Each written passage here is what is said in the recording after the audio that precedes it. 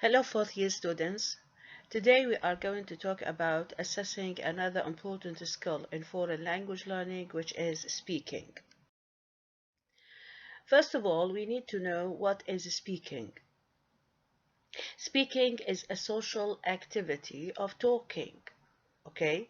So, when people talk to each other, actually they are doing what they are speaking to each other. So in order to understand what speaking is, we need to compare it with another productive skill in foreign language learning, which is writing. Accordingly, we can see that speaking is more transient. What does it mean it is more transient?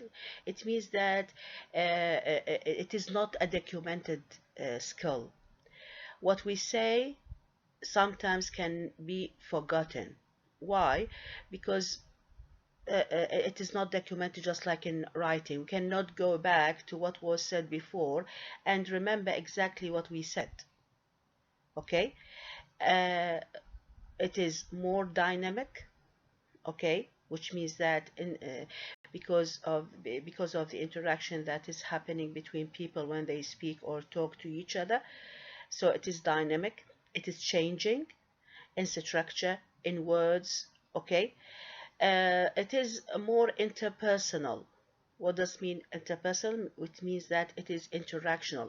Writing is also interactional, but writing is not an interactional skill that is happening between people who are face to face.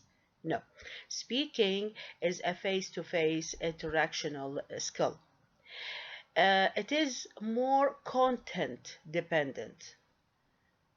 So in order to understand or to know what to say, you have to understand the content of the topic of the conversation that is happening between people in order to understand, in order to know what to say next. Also, speaking is less planned. What does it mean that it is less planned? It means that you aim, or you say some things, you say things depending on what has been said before. So you are not planning just like in writing. When we write, first of all, we have to make in our mind an outline of how to arrange or organize the ideas in writing, okay, in the piece of writing that we are aiming to produce. Usually when we write, we see that we know that first of all we should start with an introduction that includes certain things, then there's the body, and then there's the conclusion. While in speaking we do not have such a thing. It is also less complex. The forms, the words, the sentences that are produced in speaking are known to be less complex than the ones produced in writing. Also, it is less formal because we know that when we write, sometimes we are expecting that there are people who are above us who are going to read what we have written. For example, we are writing things and the teachers are going to assess what we have written. But in speaking, since we know we are speaking to whom, so usually when we speak to our friends, to members of our families, so the forms that we are using in speaking are known to be less formal than the ones that we usually use in writing. It is less lexically dense. The number of the vocabulary, if we count the number of the vocabulary that we use in speaking and writing, we see that they are less in speaking than writing. And why? Because here we are in speaking, mainly people depend on context, people depend on other things, other strategies that may help them to help the others understand what they say or what they want to say, such as their facial expressions, their body language, hand movements, and so on. Okay, so when we want to assess speaking, we have to understand that Speaking is a complicated skill. As a skill, it is complicated. How? Because in order to make yourself comprehensible, or what you say comprehensible for others, you have to have certain, or let us be specific, 4 types of competences. First of all, you need to have a grammatical competence. And here you have to have a knowledge of grammar, vocabulary, and the mechanics of speaking. Then discourse competence, which is related to cohesion and coherence. Cohesion is related to how you make what you say related, connected to each other. Okay, in order to produce a text that is comprehensible and understandable by the others, and this is what coherence. Sociolinguistic competence, and this is related to the knowledge of what is expected socially and culturally by the target language users. So when we speak, we have to, in a certain language, we have to be aware of the cultural norms or the social norms of that language, what is acceptable to be said and what is unacceptable. Okay? Strategic competence, and here this competence is related to the ability of the speakers to maintain speaking, to make the speaking continue and flow on smoothly. So, as a skill, we have to know that speaking is not consistent, or does not consist, or is not composed of one item only. Speaking, in fact, includes more than one essential elements. The first, the most, and the first and the most important thing is the content. Okay, first of all, we have to understand that the conversation that is happening between people is about what. Okay, then there is fluency and accuracy, and these 2 elements are different from each other.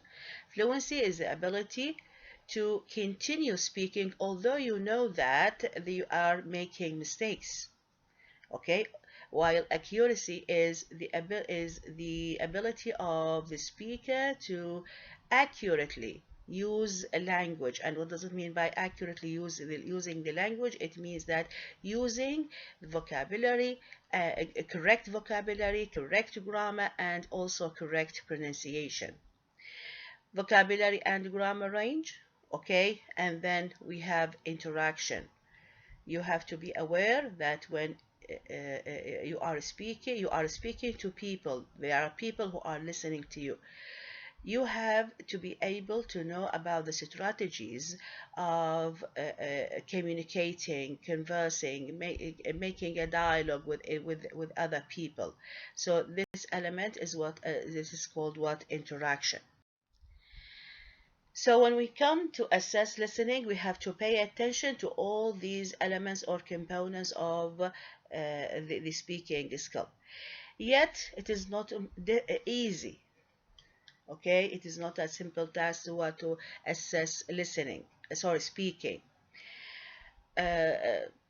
Teachers are faced by certain challenges when doing that. These challenges can be represented in the reliability. What does it mean, reliability here? The subject, the consistency of the scores given to students. Speaking, just like writing, is affected by the subjectivity in scoring, especially if we are having more than one raters, more than one teachers who are scoring the test or the performance of the students in the test, in the speaking test. That's why it is very important that if we have more than one rater, one more than scorer, they should have a meeting. They should be trained before doing the test in order to agree, okay, on the elements okay, on the elements that they regard to be more important and less important in scoring what the performance of their students in speaking test. Number two, large classes. If we have a class of 60 or 70 students, how can we test them? Should we do that individually or in groups? And how much time do we need to cover or to test all those students? And we know that tests or exams, especially at the end of the course, at the end of the year, have a limited periods of time. This is again related to number three, which is time. Number four, lack of available test. What type of test that we should, as teachers, use with our students? Is it a ready-made test, or a test that should be prepared by the teacher? Here, the teacher should take into consideration the course objectives, the activities that he or she has conducted or has adopted with his or her students during the class activities, the level of his or her students. Administrative difficulties, and these are related to providing the certain rooms, okay, to conduct the listening assessments. Also, you need certain equipments, especially if you find the need or it is necessary to record the performance of your students in order to get to them back later to check whether your scoring was reliable, the scores that you have given them were reliable or not. Okay. Also, you may need certain things in making the test, like pictures, like stories, like making them listen to certain things and comment on them. So these are some the administrative difficulties that some teachers might face when conducting speaking assessments. So you may ask, since assessing speaking is so difficult or challenging for teachers, so why should we assess speaking? To assess speaking, or we should assess speaking because of two main reasons. First of all, speaking is part of language curriculum. Okay, speaking is part of this. It is one of the skills that the teacher has to teach for his or her students. That's why, and as you remember, we said what we teach is should be tested. Okay, not only how to teach, but also what to teach should be tested. So since you are responsible as a teacher to teach your students the speaking skill, so also you have to do what to test it. Speaking is part of life. Okay, speaking is one of the communicate is a very important skill in communication, especially if we are talking about English, which is a global language. Okay, so as we said that speaking is important to be taught and important to be tested at the same time. So now we come to designing speaking assessments or speaking tests.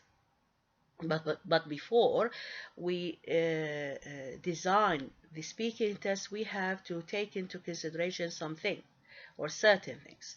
First of all, what to test. Are we after, as teachers, are we after fluency or accuracy? Are we going to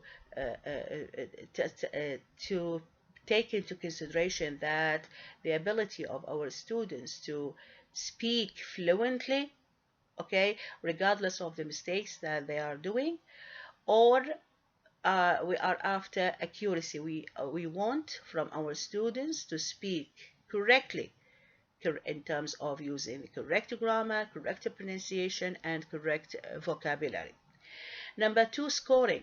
Scoring is another important challenge, as you remember, that is faced by the teachers when conducting speaking assessments, how to score and what to score.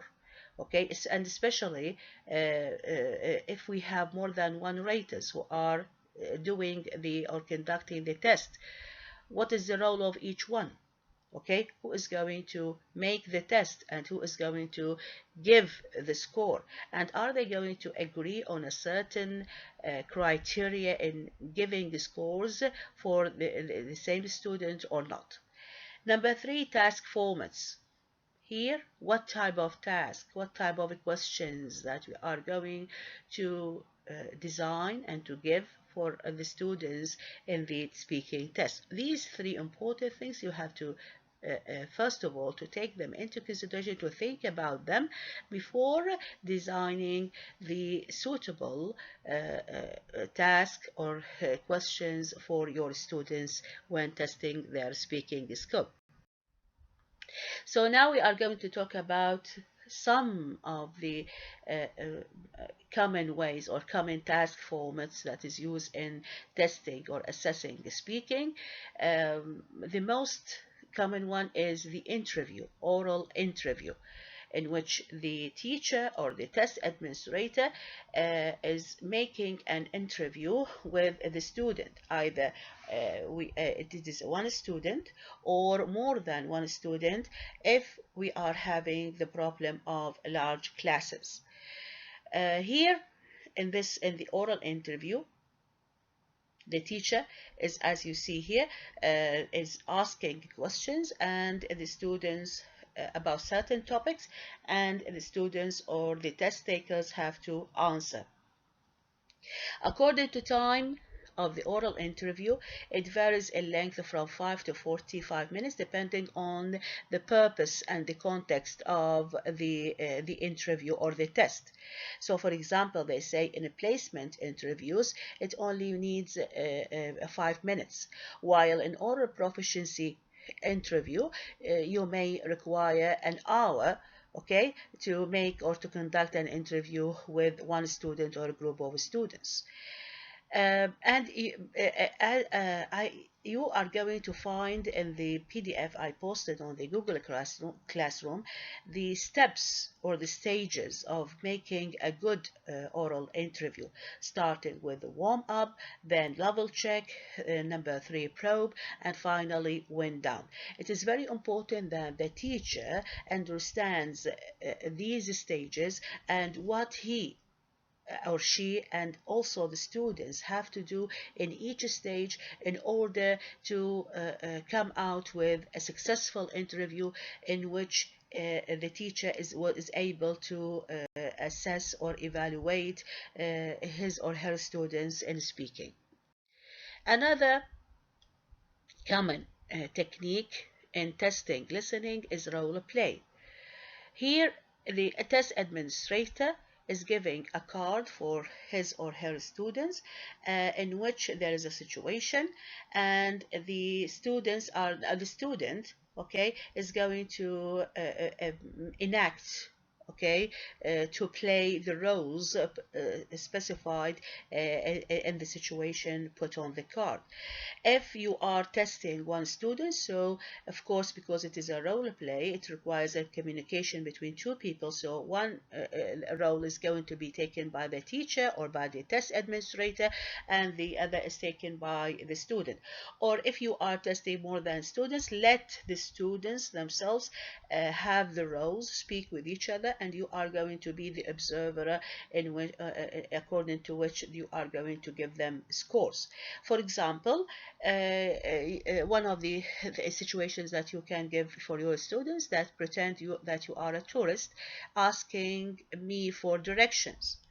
So that the student here will take the role of the tourist, and he's going to direct some questions to the teacher concerning the directions for something. Or you are buying a necklace from me in a flea market and you want to allow a price. So you see these are what situations given by the teacher to students, in which now the teachers have to first of all have an idea about the role play, about the situation, and then try to come up with what, or enact the role that is that they are have or they are supposed to do.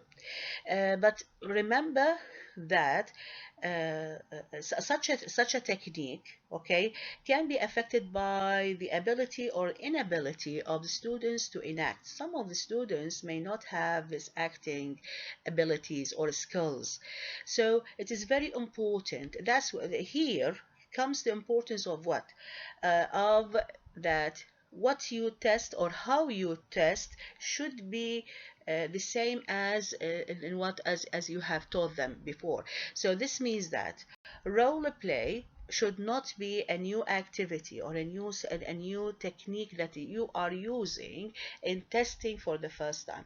No, your student should be accustomed, should be familiar with this activity. Why when you were teaching them in class, okay?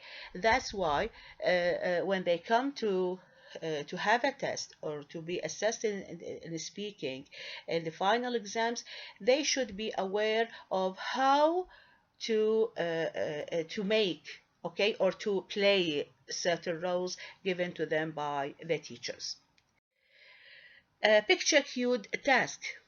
You may give your students certain pictures on which they have to comment, and these pictures can range in difficulty. Can be easy ones in which on which the students can comment by using one word or a phrase or a sentence, or even they can tell it can be more difficult on which the students can comment by telling for example a story or justify something or interpret something. Okay, so here when you are going to evaluate the performance of your students, remember that it is very important that you have what, a rubric, a grading scale, okay, in order to evaluate the performance of your students. So you see here, I am giving you an example of the rubrics or the scoring scale that you can adopt for such a thing. Okay, another activity, it can be picture cued storytelling. Again, you can use with your students pictures that tell a story, and you ask your students to look at the pictures and tell the story that they think that it is happening in the pictures, or arrange them. Okay, arrange them according to the what, according to the what they understand that what happens before what. Here, when you want to evaluate or to give your students scores, you have to know you are after what. Are you after using the correct vocabulary, or coherence and cohesion, how to make this, how to use the connectors, the conjunctions to connect sentences together in order to produce a comprehensible story, or using certain tenses, or and so on. So this means that the criteria for scoring need to be clear. Finally, debate. A debate is a formal public speaking activity where two students or groups of students argue for or against a topic. So you propose a topic for your students, and you ask, which is called motion, and you ask them to divide themselves into two groups. One group is going to argue for, which means they are going to be with the topic, and the other group who are going to be against the topic. Okay, so, and you give them first of all 3 minutes. Okay, you give them first of all a time to arrange their ideas, to know what to say, and then in the 3 minutes speech they are going to give each group is going to give the ideas or the arguments that they think that will support what they believe is, whether they are with the topic suggested or against it. So here, as you see here, this activity can help you, especially if you are making a test speaking or assessing speaking for advanced students, first of all, and if you are having large classes. So these are some of the most common techniques or task formats that teachers can use in assessing the speaking for their students.